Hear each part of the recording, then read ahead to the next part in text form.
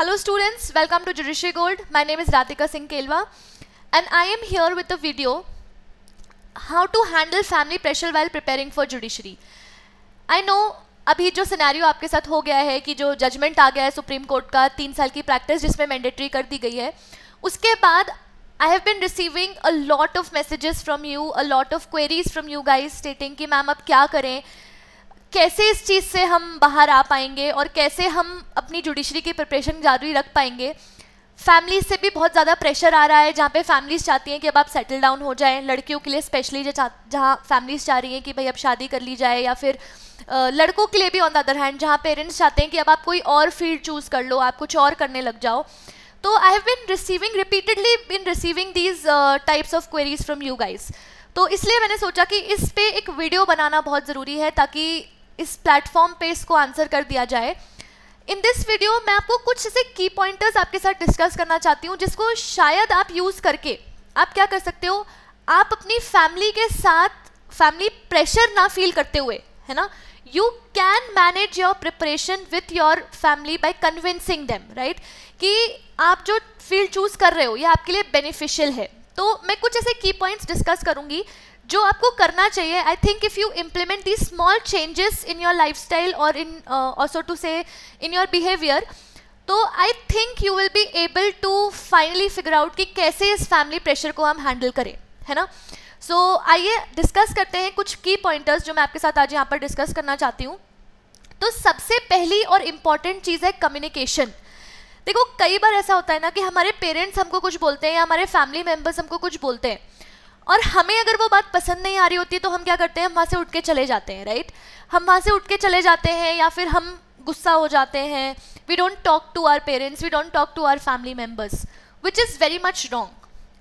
अगर वो आपको कुछ कह रहे हैं ना तो वो आपका बुरा नहीं चाहते. They are not somebody who wants bad things for you to happen, right.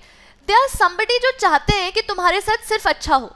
तो अगर वो तुम्हें कुछ चीज़ बोल रहे हैं, अगर तुम्हें वो बात सही नहीं लग रही है कि भाई तुम्हें लग रहा है कि नहीं, they are trying to convince you not to go for judiciary and to do something else looking at the present scenario, and if you feel that you want to go for judiciary और तुम्हारे लिए वही गोल है, तुमने बहुत समय से उसी के लिए प्रिपेयर कर रहे हो और तुमने बहुत समय से वही ड्रीम अपने लिए नरिश किया है, sit down with them and try to convince them. उनको एक्सप्लेन करो कि तुम्हारा ये 3 साल का इफेक्टिव प्लान क्या है. अगर तुम प्लान कर रहे हो कि भाई हम 3 साल प्रैक्टिस करेंगे और फिर प्रैक्टिस करने के बाद हम जुडिशरी को परस्यू करेंगे क्योंकि विच इज़ मैंडेटरी नाउ, तो एक्सप्लेन देम कि इस 3 साल को तुम कैसे इफेक्टिवली यूटिलाइज करने वाले हो, कैसे तुम अपने प्रैक्टिस को कोऑर्डिनेट करोगे अपने पर्सनल स्टडीज़ के साथ और अपनी पर्सनल लाइफ के साथ भी. तीनों का बैलेंस कैसे स्ट्राइक करोगे, डू लेट देम नो.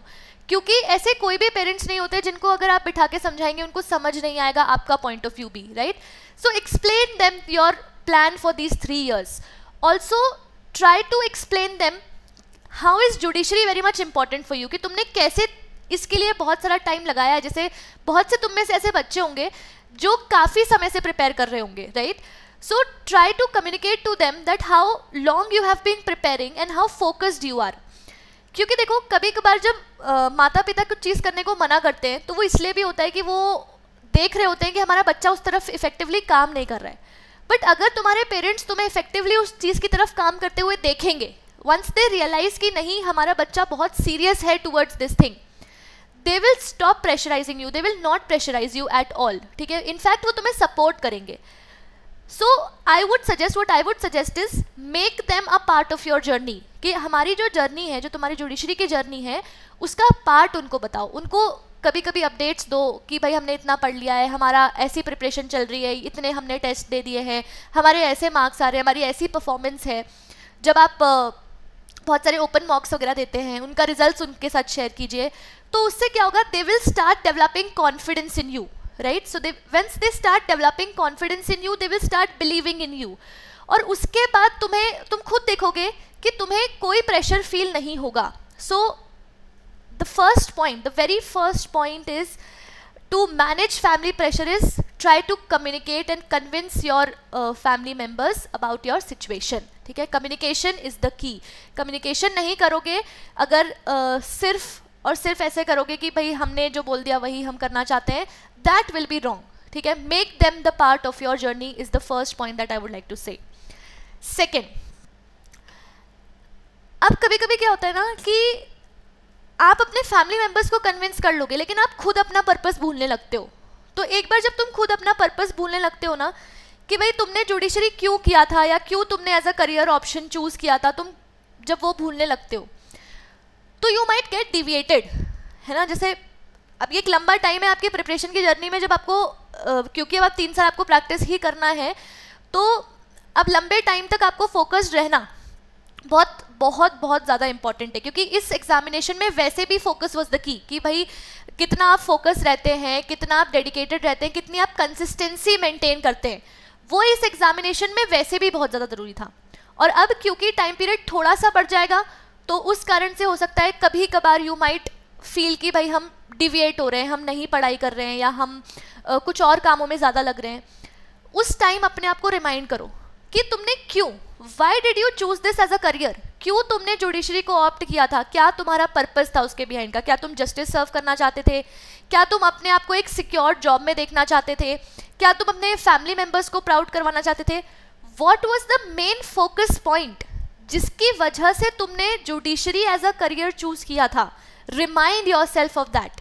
क्योंकि अगर डिविएट हो गए आप, अगर ऐसा हुआ कि आपने एक भी दिन अपनी लाइफ का वेस्ट कर दिया, that would be a very much disadvantage to you. आप बहुत अपने आप को डिसएडवांटेजेस पोजीशन में खींच लाएंगे.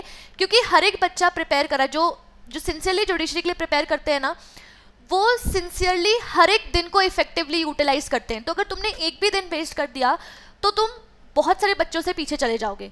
तो कभी भी अगर ऐसा लग रहा है कि यार हम है ना नहीं कर पा रहे हैं, आज हम नहीं पढ़ पा रहे हैं, आज हम मोटिवेटेड नहीं रह पा रहे हैं, so please remind your self of the purpose of you joining this field. ठीक है. And again once that happens, एक बार जब तुम खुद बहुत मोटिवेटेड हो और तुम खुद डेली बेसिस पे उसकी तरफ काम कर रहे हो ना, किसी के भी पेरेंट्स या किसी के भी फैमिली मेम्बर्स ऐसे नहीं हैं कि जो आपको उस चीज़ से रोके. They will in fact help you out. वो तुम्हें हर चीज़ में हेल्प आउट करेंगे. वो तुम्हें बताएंगे कि किस तरीके से और अच्छी तरीके से तुम इसी चीज़ में आगे बढ़ सकते हो. ठीक है. So first is communication, second is keeping your self grounded. खुद को ग्राउंडेड रखो, खुद अपने आप को अपनी सक्सेस को विजुलाइज करते हुए चलो और हर दिन उस गोल की तरफ जो तुमने सेट किया था उसकी तरफ काम करो. देन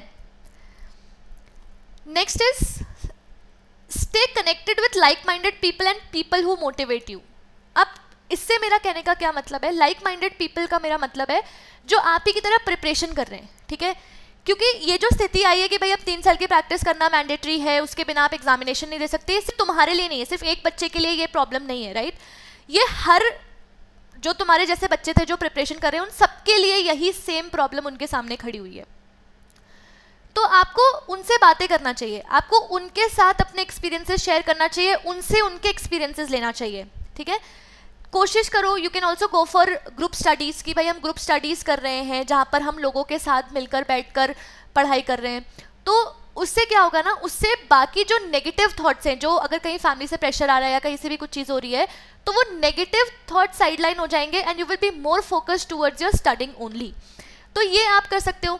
आपके मेंटर्स होते हैं, आपके टीचर्स होते हैं, जैसे हम लोग आपके लिए यहाँ पर हैं टू गाइड यू ऑलवेज. कभी भी कोई प्रॉब्लम हो रही है, कुछ चीज़, कोई प्रेशर झेल नहीं पा रहे हो, कोई बहुत ज़्यादा ऐसा हो रहा है कि भाई समझ नहीं आ रहा है कि अब किस डायरेक्शन में मूव करें, you find your self in a deadlock situation, you can talk to your mentors, you can talk to your teachers, they can guide you through it कि भाई इस चीज़ से निकलना कैसे है या इस चीज़ को कैसे कोप अप करना है और कैसे अपने आप को सिर्फ एक ही डायरेक्शन में फोकस्ड रखना है, that is towards the studies, और पढ़ाई के अलावा कुछ नहीं करना है, कैसे वो आपको इस चीज़ में हेल्प कर पाएंगे. ठीक है. उन लोगों के साथ उठना बैठना थोड़ा कम करना पड़ेगा जो आपकी फील्ड के नहीं है, जो कुछ और करें. क्योंकि ऑब्वियस ही बात है, एक लॉ स्टूडेंट है, वो 5 साल अपनी पढ़ाई करता है, उसके बाद 3 साल उसको अब प्रैक्टिस भी करना है, उसके बाद he will be a judicial officer अगर उसने एग्जामिनेशन क्रैक किया तो. राइट. तुम्हारे बहुत सारे काउंटर पार्ट्स होंगे या तुम्हारे बहुत सारे फ्रेंड्स होंगे जिन्होंने इंजीनियरिंग कर ली या कुछ और कर लिया, जो बहुत जल्दी जॉब करने लग जाते हैं and they start earning quite early. उनके साथ आई एम नॉट सेइंग कि कट देम लूज या उनसे बात ही मत करो, मैं ऐसा नहीं कह रही हूँ। मैं ऐसा कह रही हूँ कि उनके साथ थोड़ा सा अपना टाइम कम इन्वेस्ट करके हम उनके साथ रहें जो हमारी ही तरह प्रिपरेशन कर रहे हैं या हमारी ही तरह हमारे साथ खड़े हुए हैं। उनके साथ रहोगे तो that will motivate you instead of staying with people जो अभी दूसरे कामों में, जो दूसरे फील्ड्स के ही हैं बिल्कुल, ठीक है। बिकॉज उससे क्या है ना, उससे थोड़ा सा नेगेटिव मोटिवेशन, मतलब नेगेटिव मोटिवेशन नहीं कहूँगी, नेगेटिव आप थोड़े से उसकी तरफ जा सकते हैं, which I want you not to go, है ना। इसका मतलब ये बिल्कुल नहीं है कि भाई अपने फ्रेंड्स से बात करना ये सब छोड़ दो। इनफैक्ट आई वुड स्टे कि कुछ आपके पास ऐसी एक्टिविटी भी होनी चाहिए जिससे आपका मूड फ्रेशन अप होता है। ऐसा नहीं है कि भाई बिल्कुल अगर पढ़ाई कर रहे हैं तो बिल्कुल पढ़ाई में ही लगे हुए हैं और कोई भी हम काम नहीं कर रहे हैं, ऐसा नहीं होता। कुछ अपने लिए स्पोर्ट्स एक्टिविटी आप चूज़ कर सकते हैं, कोई भी ऐसी एरिया ऑफ इंटरेस्ट जो आपका है। पढ़ाई के अलावा आपको उन चीज़ों पे भी फोकस करना चाहिए, क्योंकि वो चीज़ें भी आपको क्या करती हैं, आपको फ्रेशन अप रखती हैं। वो आपके दिमाग को इस चीज़ के लिए रेडी करती हैं कि यार हमको अब आगे जाके इतने घंटे पढ़ाई करना है, राइट। तो अगर आप फ्रेश नहीं हो या आपका माइंड अच्छा नहीं है तो पढ़ने में, जो भी चीज़ें पढ़ोगे ना, वो रिटेन करने में और उसको याद रखने में बहुत प्रॉब्लम होगी। So stay connected with other people also, but like minded people के साथ ज़्यादा रहोगे तो it will be more beneficial, it will kind of motivate you and make you happy, ठीक है। एंड ऑल्सो अपने मेंटर्स, टीचर्स से बिल्कुल कनेक्टेड रहो, because they are somebody who can guide you in the right direction. Got it. Then next is time management. देखो अब तुम्हें बहुत सारे काम एक साथ करने हैं, राइट, कि तुम्हें प्रैक्टिस भी करना है और तुम्हें पढ़ाई भी करना है। अब कुछ लोग, आई एम प्रिटी श्योर, अगर वो प्रैक्टिस में चले जाएंगे तो वो सिर्फ प्रैक्टिस ही करेंगे, मतलब अपना पूरा इन्वेस्ट करेंगे टाइम सिर्फ प्रैक्टिस करने में। But that is a bad idea. क्यों? क्योंकि पेपर, देखो पेपर आज भी क्रैक करना है, राइट। पेपर का पैटर्न अभी चेंज नहीं हुआ है, पेपर के पैटर्न में वैसे ही क्वेश्चंस आ रहे हैं जैसे पहले आने वाले हैं, जैसे पहले आ रहे थे। तो अब उसके लिए आपको पढ़ाई भी करना है। आप सिर्फ ये नहीं कर सकते कि आप सिर्फ प्रैक्टिस कर लो और उससे आपका पेपर निकल जाए। आपको पढ़ाई करना भी बहुत ज़रूरी है, आपको अपने सब्जेक्ट्स पे कमांड करना भी बहुत ज़रूरी है, क्योंकि अगर सब्जेक्ट पे कमांड नहीं होगी तो पेपर क्रैक करना डिफ़िकल्ट हो जाएगा, राइट। तो उसके लिए टाइम मैनेजमेंट, जैसा मैंने कहा कि भाई आपको अपने लिए कोई करिकुलर एक्टिविटी भी फाइंड करनी है जिससे आपका मूड फ्रेशन अप हो। So you have to manage your time like that कि आपके पास अपने खुद के लिए, पर्सनल स्किल्स के लिए, डेवलपमेंट के लिए भी टाइम मिले। आपका प्रैक्टिस का भी एक फिक्स टाइम होना चाहिए कि भाई इतने टाइम हम कोर्ट को देंगे। एंड देन लास्टली जो आपका स्टडी का शेड्यूल है वो आपका बहुत इंपॉर्टेंट पार्ट है। सो फॉर एवरी डे, हर दिन के लिए तुम्हें एक टाइम फिक्स करना है कि इतनी देर मेरे को अपनी पढ़ाई पे, अपनी सेल्फ स्टडी पर देना ही देना है। बिकॉज सेल्फ स्टडी नहीं करोगे तो एग्ज़ाम निकालना बहुत डिफ़िकल्ट है।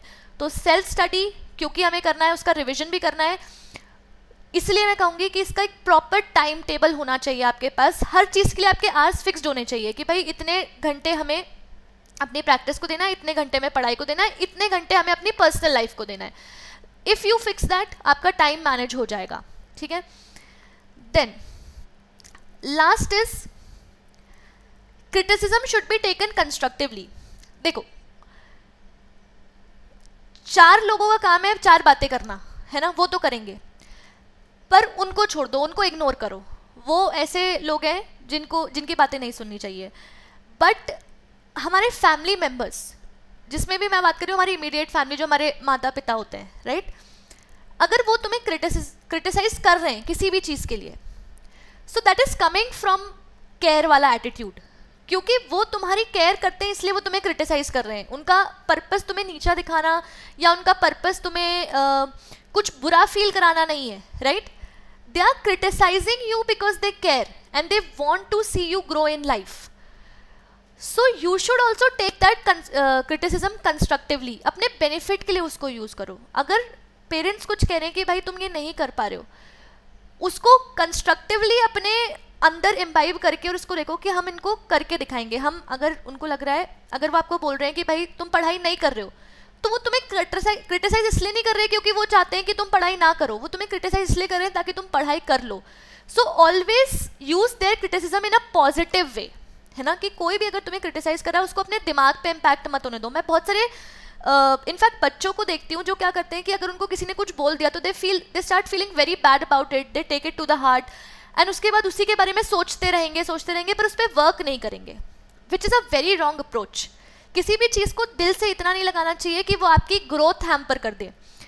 क्रिटिसाइज कोई कर रहा है, जिसमें मैं फैमिली मेम्बर्स की बात कर रही हूँ, तो उनकी बात पे ध्यान दो कि वो क्यों ऐसा कह रहे हैं।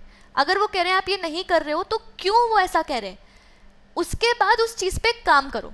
And once you start working on it, आप ये देखोगे कि वो क्रिटिसाइज करना भी बंद कर देंगे, और दूसरी बात आपने उसी क्रिटिसिज्म को एक पॉजिटिव वे में यहाँ पर यूज़ कर लिया है। ठीक है, तो these were the few points which I think if you keep in mind, अगर तुम इन 4-5 पॉइंट्स पे काम कर लोगे ना, you will be able to handle effectively your family pressure. दूसरी बात, मेंटल पीस बहुत ज़रूरी होती है किसी भी एग्जामिनेशन, नॉट जस्ट जुडिशरी, किसी भी एग्जामिनेशन को क्लियर करने के लिए मेंटल पीस बहुत ज़्यादा इंपॉर्टेंट है। तो अपने दिमाग को एकदम शांत रखो, किसी भी टाइप के प्रेशर को हैंडल करो इफ़ेक्टिवली, जैसे कर सकते हो अपने आसपास की सराउंडिंग्स को खुश रखकर, अपने आप को खुश रखकर, अपने दिमाग को शांत रखो, और बिल्कुल सिर्फ एक ही फोकस के साथ कि भाई जुडिशरी मेरा ड्रीम कल भी था, जुडिशरी मेरा ड्रीम आज भी है, इसी को ध्यान में रखते हुए, ठीक है, इसी को ध्यान में रखते हुए आप आगे बढ़िए, and I am pretty sure most of you will be able to clear it. ठीक है, और बिल्कुल फैमिली के प्रेशर को ऐसा नहीं लेना है कि हम कुछ गलत बोल रहे हैं। फैमिली मेम्बर्स जैसा मैंने कहा वो क्रिटिसाइज भी करते हैं, तो that is coming out of care for you guys. वो केयर करते हैं तभी वो क्रिटिसाइज कर रहे हैं, अगर वो केयर नहीं करते तो उनको कोई लेना देना नहीं था, तुम कुछ भी करो लाइफ में, right. So take that their criticism and take their pressure constructively and use it for your benefit. That is all that I want to share with you guys today. I hope बच्चों आपको ये lecture थोड़ा बहुत आपको मदद करेगा अपने pressure को हैंडल करने में और आपको अपने ड्रीम को अचीव करने में. So that is all that I wanted to discuss with you today. Thank you so much and have a very nice day.